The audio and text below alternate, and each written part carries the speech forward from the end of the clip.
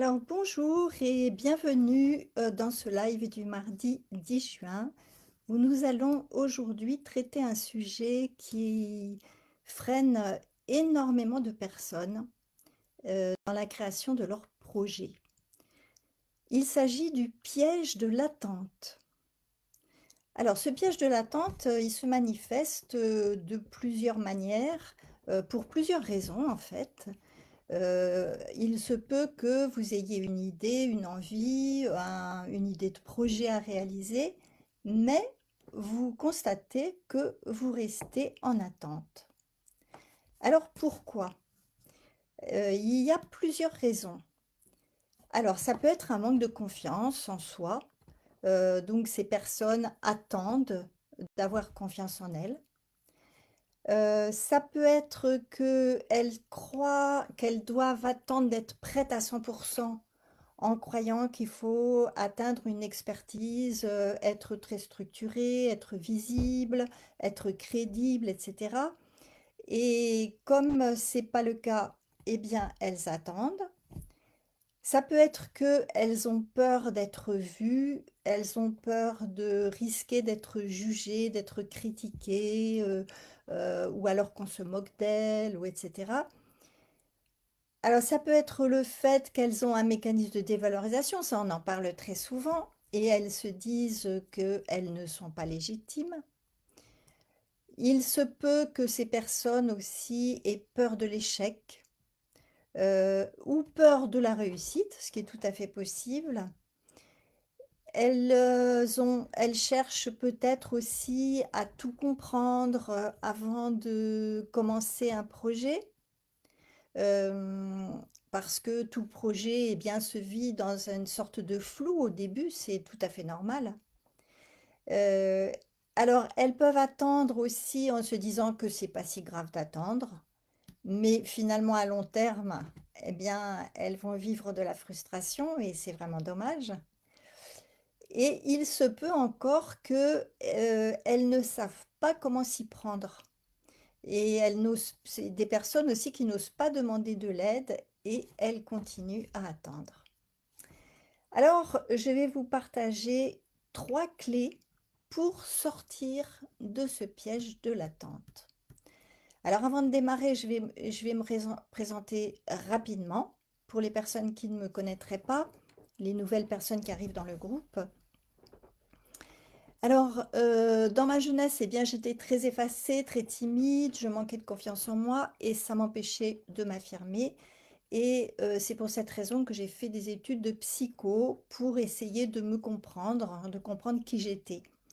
Mais ce que je ne savais pas à ce moment-là, eh bien, c'est que il y avait en moi, dans mon inconscient, une colère retenue qui m'empêchait d'être moi-même.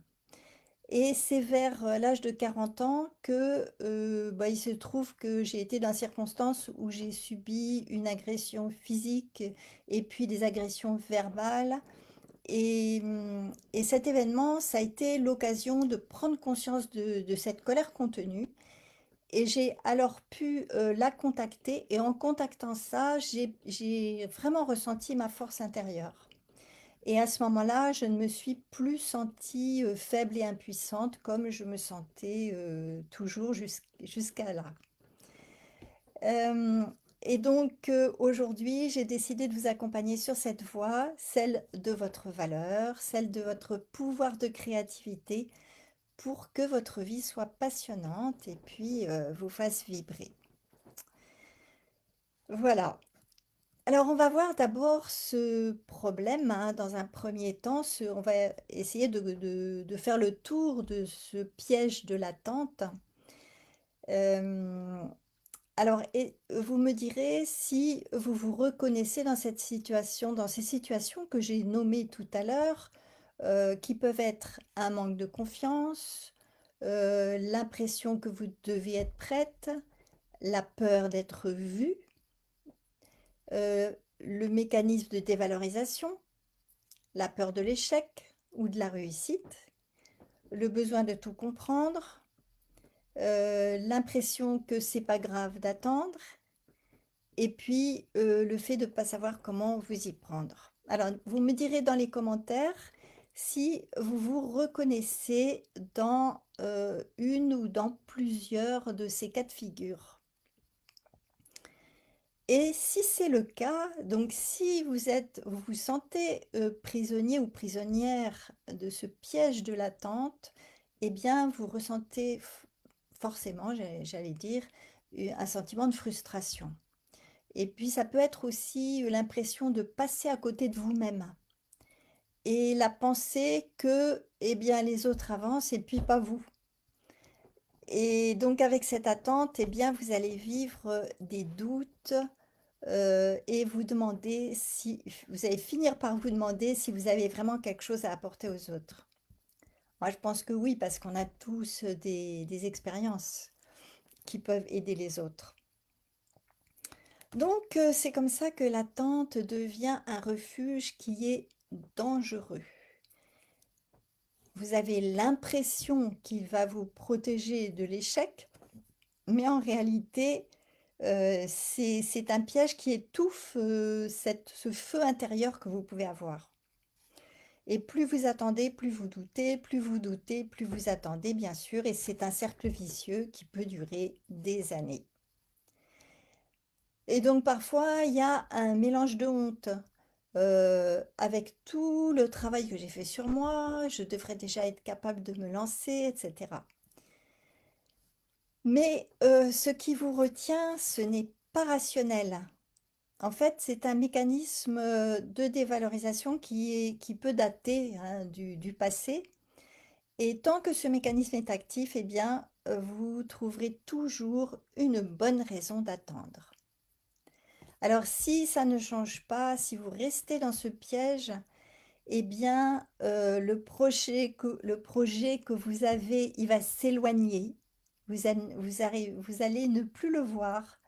Vous allez commencer à ne plus croire en votre idée, elle va devenir floue, elle va devenir abstraite. Et puis, vous allez finir par penser que c'était pas si important.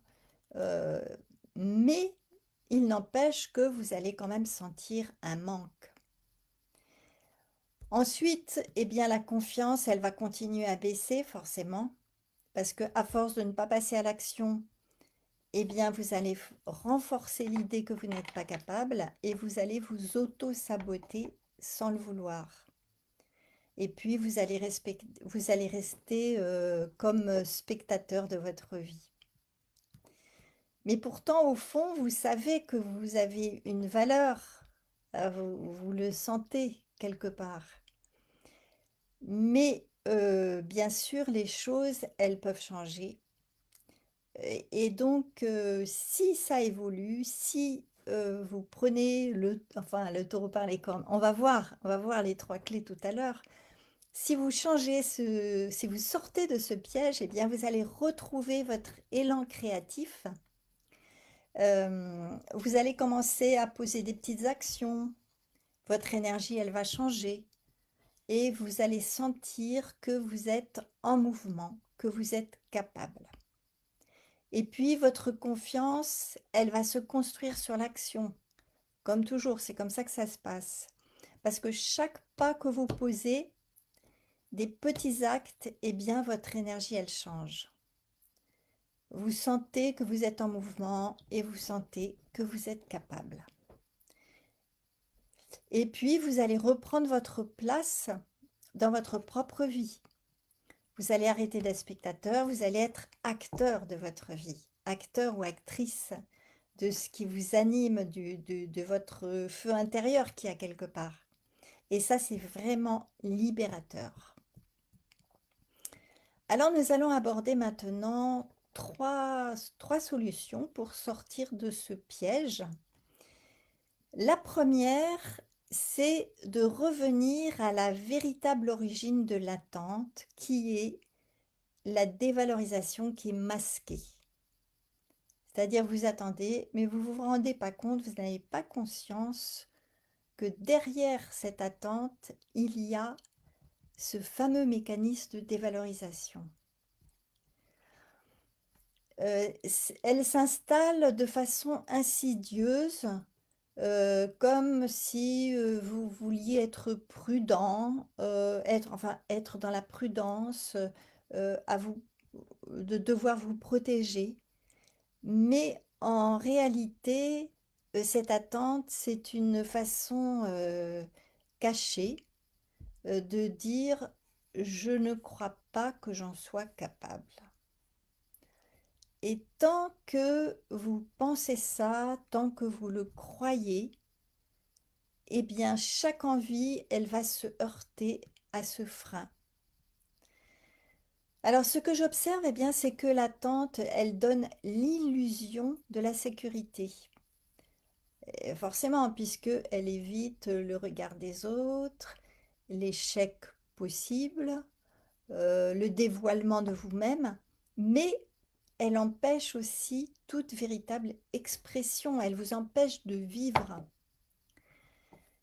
Alors, ce que je fais dans mon programme, eh bien, je guide pas à pas, les personnes que j'accompagne à identifier comment dans leur histoire, ce mécanisme de dévalorisation s'est construit, s'est mis en place et surtout comment ce mécanisme continue d'agir de façon subtile, malgré toutes les prises de conscience que les personnes ont souvent déjà faites. Et cette empreinte, hein, de dévalorisation, on va la transformer ensemble avec des outils efficaces et progressifs.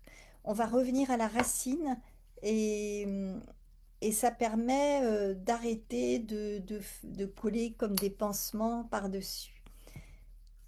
Et donc il y a une cliente qui me disait, j'attendais que quelqu'un me valide sans jamais m'en rendre compte, et une autre qui me disait, ben, je pensais que j'étais trop lente, mais en fait, j'avais peur de briller. Alors, pour cela, vous allez identifier comment ce mécanisme de dévalorisation s'est installé et pourquoi. Ensuite, vous allez prendre conscience de votre posture d'adulte qui n'est pas celle de l'enfant dépendant. Et puis ensuite, troisièmement, vous allez faire le choix d'une décision d'action précise, qui vont créer un autre programme pour vous valoriser. Alors dites-moi si vous avez déjà senti que votre attente était en réalité une peur de ne pas être à la hauteur à cause de ce fameux mécanisme de dévalorisation, et partagez-le en commentaire si vous êtes là ou si vous êtes simplement en replay. Pour ma part, pendant mon enfance et mon adolescence, je n'avais pas du tout confiance en moi, mais finalement, par ma personnalité, j'ai toujours eu le réflexe de choisir des actions à mener, et c'est ça qui m'a permis, d'alimenter, de construire peu à peu le sentiment de ma propre valeur. Alors, voyons la deuxième solution qui est de reconnaître que la vision claire, elle vient en agissant. Alors, il existe une fausse croyance que je rencontre assez fréquemment. Et cette croyance, c'est que on doit être clair pour agir. On doit avoir une vision claire avant d'agir. Donc, il y a énormément de personnes qui attendent d'avoir cette vision claire, d'avoir un plan structuré, une identité qui soit cohérente, etc., avant de se mettre à l'action. Mais la réalité, c'est que la vision claire, elle vient en agissant. Donc c'est l'inverse. Elle se construit à partir des actions, même si c'est des petites actions, peu importe. Et en fait, cette vision claire, elle va émerger à travers votre mouvement, vos actions. Alors, un petit exemple, une personne, Claire, qui avait 66 ans, qui était passionnée de créativité. Elle disait: «J'aimerais créer quelque chose autour de l'art, mais je ne sais pas quoi exactement, alors j'attends». Donc elle voulait que son projet soit clair. C'est à ce moment-là qu'elle a reçu le conseil de commencer à animer un petit atelier chez elle avec 3 amis. Donc c'est ce qu'elle a fait et c'est ce qui a fait émerger sa vision. Parce que pendant cet atelier, elle a compris que son vrai désir, ce n'était pas de donner des cours de dessin, mais c'était d'aider des femmes à se reconnecter à leur créativité après 60 ans. Et c'est seulement après ces premiers ateliers qu'elle a pu nommer son projet. Alors, un deuxième exemple, un homme de 69 ans, un ancien formateur en entreprise, il hésitait beaucoup à lancer un podcast parce qu'il ne savait pas de quoi parler exactement et il ne savait pas non plus à qui s'adresser. Donc, il a failli ne rien faire et puis, dans un accompagnement, il a choisi de publier un seul épisode test. C'était une conversation sur, la transmission d'expériences en fin de carrière et à sa grande surprise, cet épisode a suscité, beaucoup de retours enthousiastes, d'actifs plus jeunes qui étaient curieux de la sagesse, des aînés et c'est ça qui lui a permis de préciser sa cible et de faire évoluer, son podcast, voilà, en format audio, et il a fini par faire des petites vidéos courtes. Donc voilà, c'est une première action qui a fait émerger sa vision. Donc ce qui est à retenir, c'est que on ne peut pas penser son projet à la perfection avant.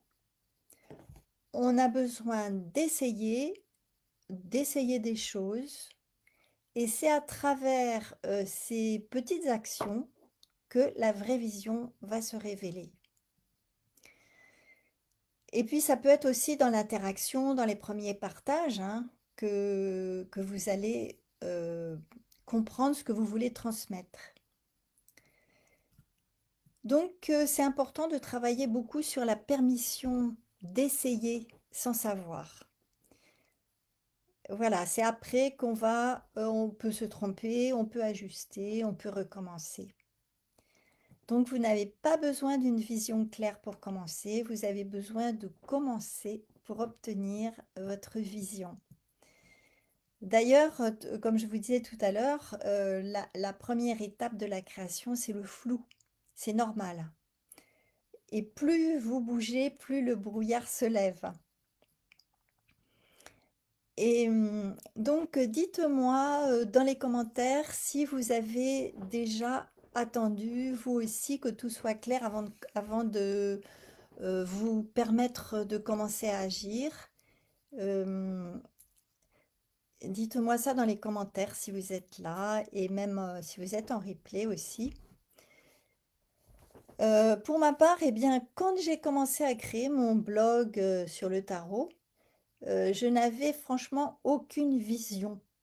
D'ailleurs, je n'en cherchais pas vraiment. J'ai écouté mon envie de retravailler sur les arcanes. Donc, je me suis mise à retravailler sur les arcanes pour structurer quelque chose. Et puis finalement, tout s'est mis en place au fur et à mesure. Alors, on arrive à la troisième solution. Et cette troisième solution, c'est de vous autoriser à être visible même si vous êtes dans le doute. Alors, vous savez qu'il y a un lien entre la dévalorisation et le fait d'être invisible. Il y a énormément de personnes que j'accompagne qui ont un projet de cœur, mais elles n'en parlent à personne, elles le gardent en tête et elles le gardent comme un rêve en fait. Pourquoi? Parce qu'elles attendent de se sentir confiantes pour se montrer, mais seulement ce moment, il ne vient pas. Car la confiance, eh bien, elle vient en osant exister aux yeux des autres. Donc, quand vous vous rendez visible, ben, c'est pas pour être parfait, bien sûr. C'est juste d'être dans sa sincérité, d'être dans sa progression. Euh, donc, c'est ce que j'accompagne les personnes pour justement tester leur posture, pour tester leur message, pour partager même imparfaitement. Et donc, il y a des personnes, elles ont tellement peur d'être jugées qu'elles n'osent même pas dire ce qu'elles veulent vraiment. Donc, quand vous commencez à assumer ce que votre envie, votre idée, eh bien, c'est là que vous devenez magnétique. Vous allez commencer à attirer et sans forcer. Donc, la visibilité, eh bien, ce n'est pas une compétence marketing, c'est un acte d'affirmation de soi. Donc, qu'est-ce qui vous empêche aujourd'hui de parler de votre projet, de vous rendre visible? Donc, vous me direz dans les commentaires. Donc, je dois vous dire que par rapport à mon expérience, eh bien, j'ai fait les choses très progressivement. D'abord, j'avais pas trop envie de me montrer, je l'ai pas fait. Et puis, petit à petit, les possibilités sont venues. Et donc, j'ai ajouté petit à petit des choses que je me sentais de faire sans effort. Parce que c'est ma manière de fonctionner. Je n'aime pas trop me forcer ou me bousculer, en fait. Alors, récapitulons ces trois clés, ces trois solutions. La première, c'est de détecter un mécanisme profond de dévalorisation, mais qu'il est possible de transformer, bien sûr. Ensuite, c'est de comprendre que l'action précède la vision claire. Et donc, ce qui est important, c'est de se mettre à agir, même avec des petits pas, des petites actions. Et la troisième, c'est d'accepter de se rendre visible. Bah, ça peut être par écrit, ça peut être au niveau de l'image, ça peut être de plein de façons différentes, hein. Et c'est donc, euh, c'est une clé de transformation, de partager en fait, de partager ce qui vous anime. Donc, c'est important de sortir de ce piège de l'attente, d'arrêter d'attendre. Chaque jour sans mouvement, ben, c'est un jour où la dévalorisation va gagner du terrain, alors que c'est l'inverse. Chaque fois que vous agissez, eh bien, vous allez prendre contact avec votre valeur. Donc, c'est en posant un petit acte aujourd'hui que vous allez inverser la dynamique. Alors, comme d'habitude, je ne vois pas les commentaires sur l'ordinateur. Je vais essayer de regarder sur euh, si je les vois sur mon... Mais c'est pas évident. Alors,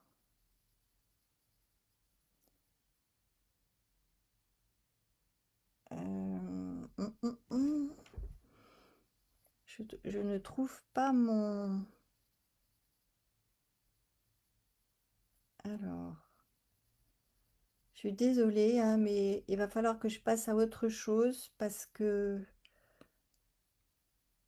je ne trouve pas mon, mon groupe. Alors,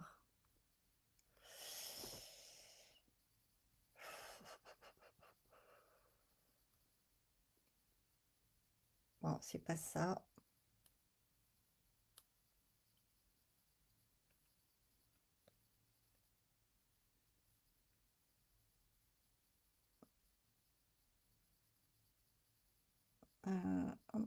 Hum.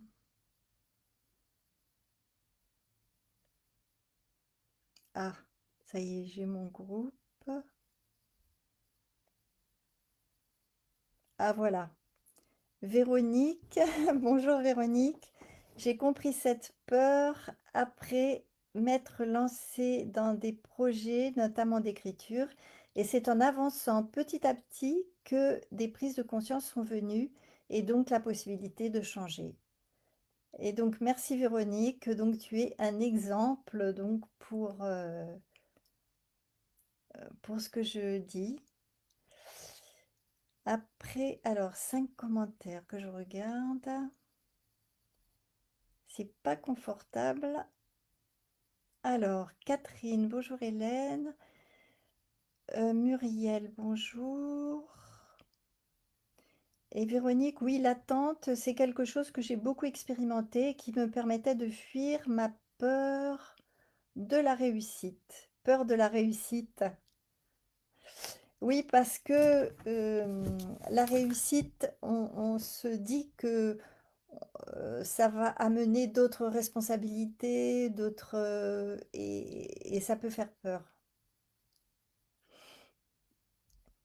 Alors, Catherine, à l'école, le formatage classique, c'est de dire aux élèves d'avoir un projet structuré, ficelé, sans zone d'ombre, avant de commencer. Cette manière de faire impacte beaucoup la pensée des enfants et des adolescents et ça se retrouve à l'âge adulte, une déconstruction à opérer. Donc effectivement, euh, ce qu'on enseigne là, c'est l'inverse de ce qu'il faudrait faire en fait. Alors, je ne sais pas, peut-être qu'aujourd'hui, on leur permet de commencer à faire des choses.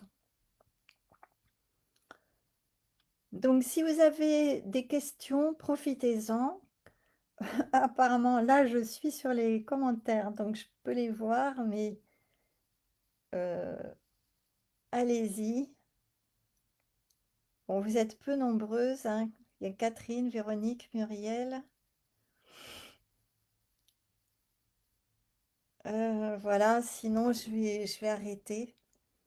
Je ne sais pas si vous avez d'autres réflexions à faire sur ce piège de l'attente. Est-ce que vous avez... Oui, Véronique, elle a dit qu'elle était tombée dans ce piège. Mais c'est un piège qui peut nous prendre pour énormément de choses, hein, énormément de domaines de notre vie, en fait. Donc j'attends quelques minutes pour voir si vous avez d'autres choses à partager, peut-être des expériences, des questions.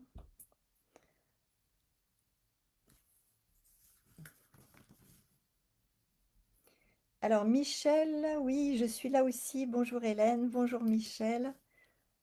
Est-ce que tu as quelque chose à dire sur ce piège de l'attente? Est-ce que tu as trouvé des clés dans ce live?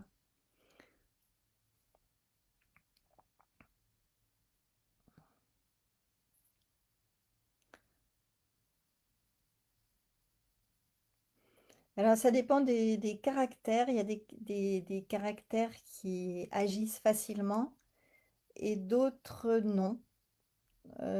D'autres qui ont plutôt des freins ou des peurs.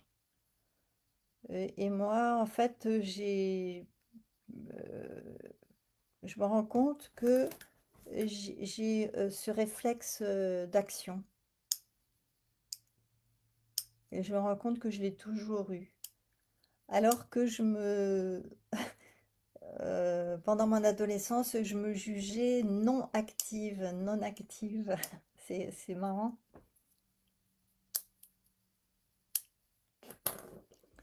Bon, bah écoutez, si vous n'avez pas d'autres réflexions, je vais, je vais arrêter le live. Alors Véronique, c'est un piège qui a duré quelques années, même car il y avait comme une sorte de faux confort. Ouais, c'est ça. C'est ce dont je parlais dans le live, effectivement. Qu'il y a, on croit qu'on se protège, qu'on se met dans un confort, alors qu'en réalité, on va pas. On ne se donne pas l'occasion de s'exprimer, de s'affirmer. Alors Michel, tu as très bien reformulé ce que je savais déjà en théorie et que je suis en train de commencer à expérimenter. Ok.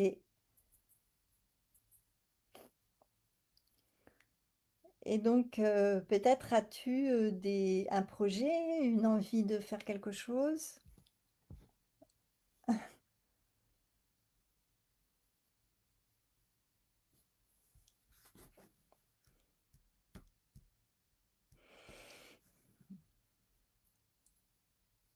Alors, bah écoutez, je vais, je vais terminer là ce live et puis je vais voir s'il y a une autre formule pour... parce qu'on ne peut plus, je vois qu'on ne peut plus discuter sur l'ordinateur et c'était beaucoup plus confortable. Mais bon. Donc, si vous vous reconnaissez, alors Catherine, tiens, ce n'est pas dans l'air du temps d'éveiller la créativité de cette manière. J'en ai fait l'expérience de nombreuses années. Ça me fait du bien d'entendre que j'étais dans la bonne voie en t'écoutant. Ok, d'accord. Mais toi, tu es une personne active, hein, de toute façon. Alors, donc, si vous vous reconnaissez dans ce mécanisme d'attente, hein, que vous soyez en direct ou en replay, eh bien, que vous sentez que vous avez un projet de cœur, mais que vous n'arrivez pas à le lancer à cause de ce mécanisme de dévalorisation, alors je peux vraiment vous aider. J'ai créé un programme d'accompagnement spécialement pour ça, avec à la fois une formation en ligne et un accompagnement qui est vraiment, c'est chaque semaine. Donc c'est un accompagnement pour vous aider à reprendre confiance, pour vous affirmer, pour avancer, ce projet, qui vous tient à cœur. Donc si ça résonne, eh bien, vous pouvez très bien m'envoyer un petit message, privé et puis on planifiera ensemble un appel, je prendrai le temps d'écouter votre situation, vos besoins et si je sens que je peux vraiment vous aider, à ce moment-là, je vous présenterai, cet accompagnement. Voilà, je vous dis à très bientôt et surtout, n'attendez plus pour vous choisir en premier, pour vous affirmer, pour vous réaliser en fait. Et puis, je vous dis à très bientôt pour un prochain live sur un autre thème, sur un autre angle de vue. Et merci, merci à tous les trois ou quatre d'être là et de m'avoir écouté. À très bientôt.